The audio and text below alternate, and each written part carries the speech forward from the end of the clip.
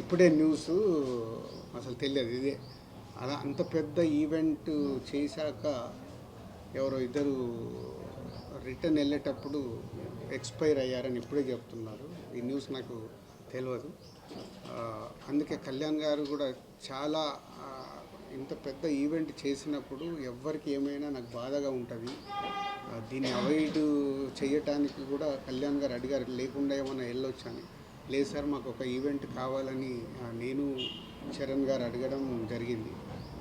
So ఇప్పుడే చెప్తున్నారు. So వారి ఆత్మకు శాంతి చేకూరాలని, అలాగే ఆ రెండు ఫ్యామిలీలకి నేను సపోర్ట్గా ఉంటూ వాళ్ళకు ఫైనాన్షియల్గా కూడా నేను పంపించి ఒక 5 lakhs ఇమ్మీడియట్లీ పంపిస్తాను. సో ఇదే ఇప్పుడు ఇంత ఆనందంగా ఉందాము అన్న ఇలాంటి అన్ఎక్స్పెక్టెడ్ ఇన్సిడెంట్స్ జరగడం చాలా బాధాకరం.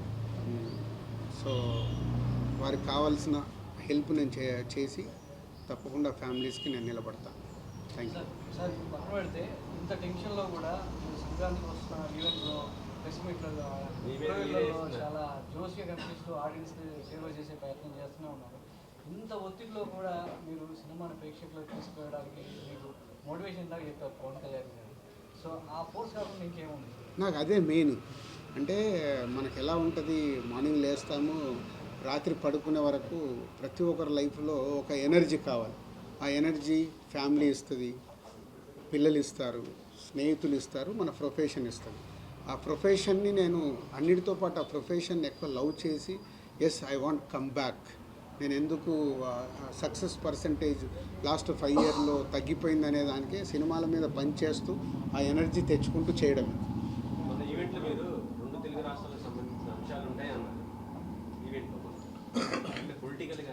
అది మీరు సినిమా చూసినప్పుడే మీరు అది థ్రిల్ ఫీల్ అవుతే బాగుంటుంది. పవన్ కళ్యాణ్ గారు ఎనర్జీ అని చెప్పారు. ఆయన స్టేజ్ మీద ఆయన పార్టీకి మీరు ఎనర్జీ అని చెప్పారు.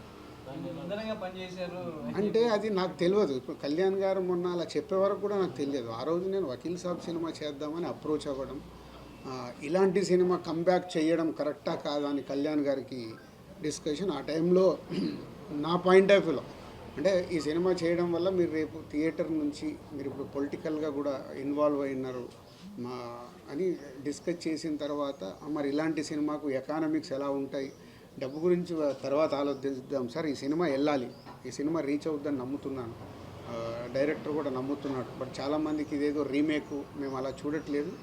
రీమేక్ సోల్ తీసుకున్న పవన్ కళ్యాణ్ గారి ద్వారా ఎలా చూపించాలి ఈ సినిమాని చూపిస్తామని ఆ రోజు కన్విన్స్ చేశాను. ఆయన నమ్మారు. దాని తర్వాత ఏదో ఫైనాన్షియల్గా మాట్లాడుకున్న తర్వాత ఓకే సార్ అని నేను వచ్చేసాను. నిన్న కళ్యాణ్ గారు అలా చెప్పేవారు కూడా నాకు తెలియదు. ఆ రోజు ఆ సినిమా చేయడం వల్ల అది జనసేన పార్టీకి ఇంధనమైందని నాకు తెలియదు. అందుకే మీరు ఆ విజువల్ చూస్తే నాకు ఆ టీయర్స్ వచ్చేసాయి, ఏంటి నిజమా ఇదని. అంటే లైఫ్లో చాలా మూమెంట్స్ మనకు తెలియకుండా జరుగుతాయి. బట్ ఆ కళ్యాణ్ గారు అది గుర్తుపెట్టుకొని అలా చెప్పడం అనేది ఆయన కాళ్ళకు దండం పెట్టాలంతే. ఒక డిప్యూటీ సీఎం, ఒక లీడర్ అయింది, నా పార్టీకి ఇలా ఇంధనం అయింది అని అంటే ఇట్స్ ఎ గ్రేట్ థ్యాంక్ఫుల్. మామూలుగా అయితే ఎవరు చెప్పరు, ఎందుకు చెప్పారు. బట్ ఆయన అంత పబ్లిక్గా చెప్పాడంటే ఆ సినిమా నా పైన ఉన్నది, ఆ రోజు జరిగిన మూమెంట్కి ఆయనకు పాదాభివందనం.